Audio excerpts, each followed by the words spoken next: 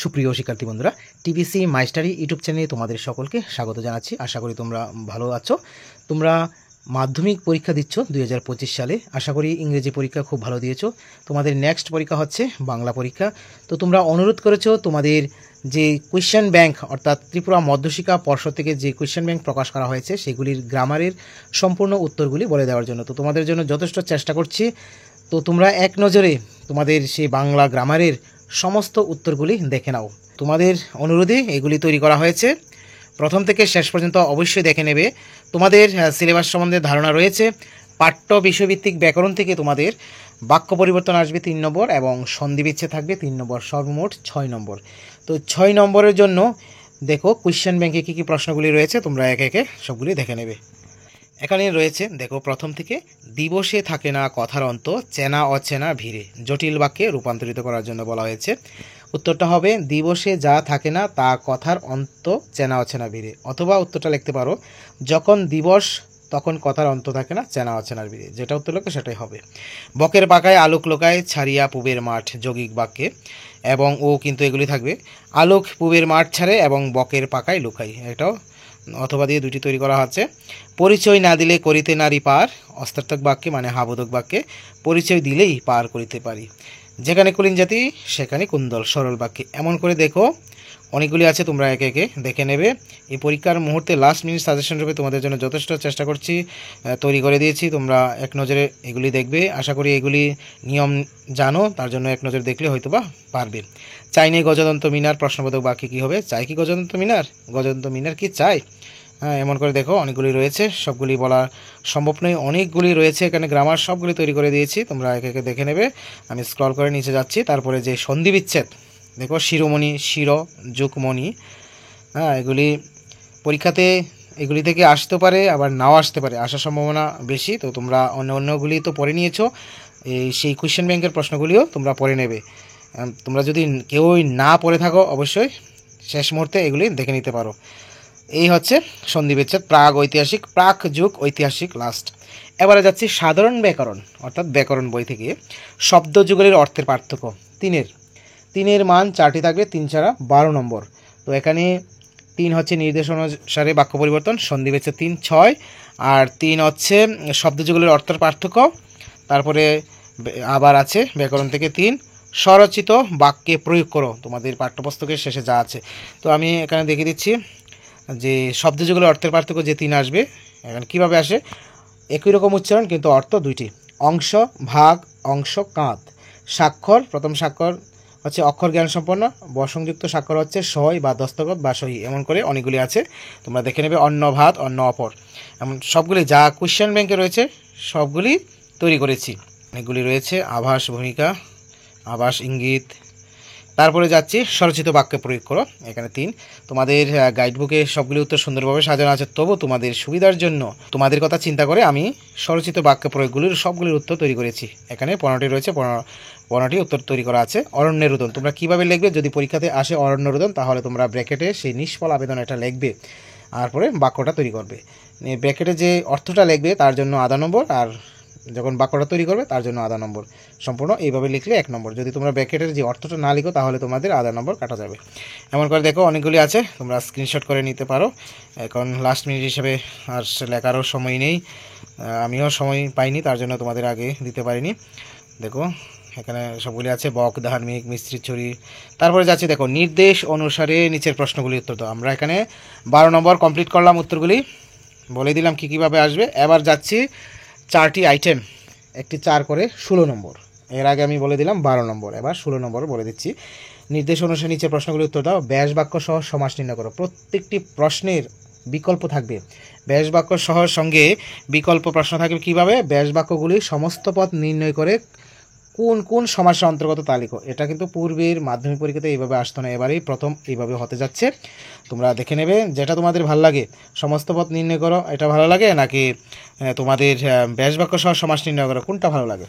তো যেটা ভালো লাগে সেটাই লিখবে। তো বিনা পানি দেখো, বিনা পানিতে যার। বেদীকরণ, বহুব্রী সমাস, দ্বিপ্রহর, দ্বিপ্রহরের সমাহার, দ্বিগু সমাস, মন মাঝি, মনরূপ মাঝি, রূপক কর্মদ্বারের সমাস। এমন করে দেখো কমলাকি, কমলের নেই, অক্ষিজার, বহুব্রী সমাস। অনেকগুলি রয়েছে। তারপরে ব্যাস বাক্যগুলির এবার সমস্ত পথ নির্ণয় করো বলা হয়েছে, অর্থাৎ তোমাদের দেওয়া হবে বনের সদৃশ বা পা থেকে মাথা পর্যন্ত এমন দেওয়া হবে, তোমরা সমাসটা নির্ণয় করবে আপাদমস্তক। হ্যাঁ, সমস্ত পথ নির্ণয় করবে এবং সঙ্গে কোন সমাস সেটা নির্ণয় করবে। গ্রামান্তর যদি থাকে তোমরা অন্য গ্রাম লিখবে। এমন করে পূর্ণ যে চন্দ্র এভাবে লেখা থাকতে পারে, তোমরা লিখবে পূর্ণচন্দ্র, সাধারণ কর্মধারয় সমাস। এমন করে দেখো রয়েছে 15টি। তারপরে যাচ্ছি নিচের শব্দগুলি উৎস নির্ণয় করো। হ্যাঁ, কতগুলি শব্দ দেওয়া থাকবে, সেটা কোন শব্দ। আমরা যে শব্দ ভাণ্ডার পড়েছি 5 প্রকার প্লাস 1 প্রকার সংকর শব্দ, এই 6 প্রকারের যদি উদাহরণগুলি কিছু শিখে থাকো তাহলে এগুলি লিখতে পারবে।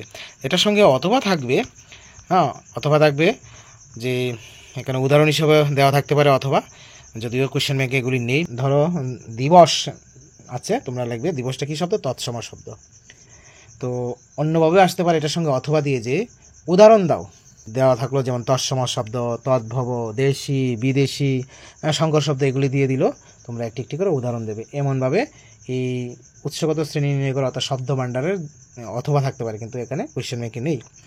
তো দেখো এমন করে অনেকগুলি আছে, তোমরা এগুলি অনেক কষ্ট করে এগুলি তৈরি করা হয়েছে, তোমরা অবশ্যই এক নজরে দেখবে। যদি দেখো তাহলে আমার এই পরিশ্রমটা সার্থক হবে আশা করছি।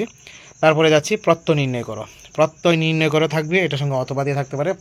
দাতব্য, দা যুক্তব্য এটা দেওয়া থাকতে আছে, দাতব্য দেওয়া থাকবে, তোমরা এটারে প্রত্যয় নির্ণয় করবে, দা যুক্তব্য।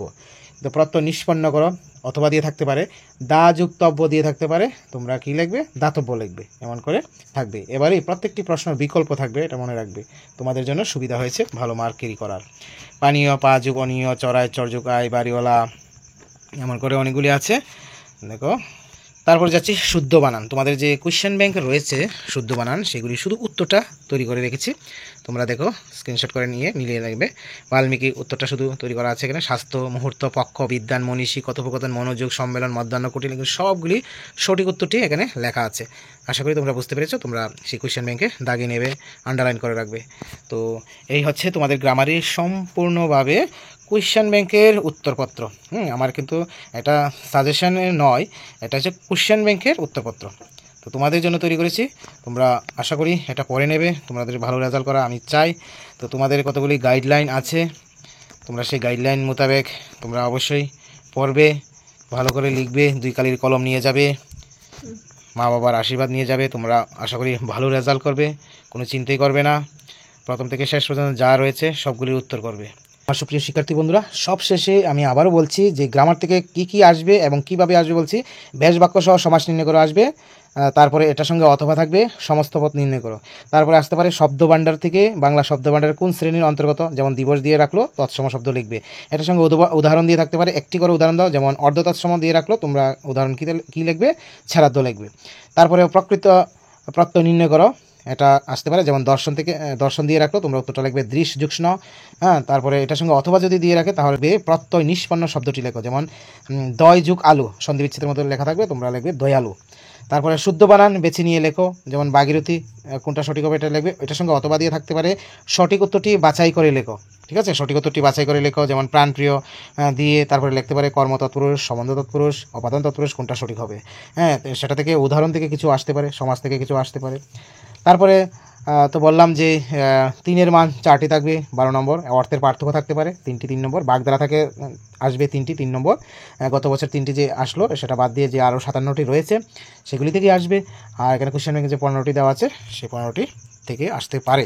আর পাঠ্যাংশের ব্যাকরণ থেকে বললাম যে 3-এর মান 3টি, যেমন বাক্য পরিবর্তন 3, সন্ধি বিচ্ছেদ 3, 6 নম্বর। তারপরে শেষে আমি বলে রাখি পত্রলিখন 4 নম্বর আসবে, সংবাদপত্র সম্পাদকের কাছে আসতে পারে অথবা ঊর্ধ্বতন কর্তৃপক্ষের কাছে আসতে পারে, যেটা তোমাদের ভালো লাগে সেটাই উত্তর করবে। ভাব সম্প্রসারণ আসবে 4 নম্বর, এটার সঙ্গে অথবা দিয়ে থাকতে পারে সবার কার্যবিবরণী 4 নম্বর। তোমাদের যেটা ভালো লাগে সেটা লিখবে।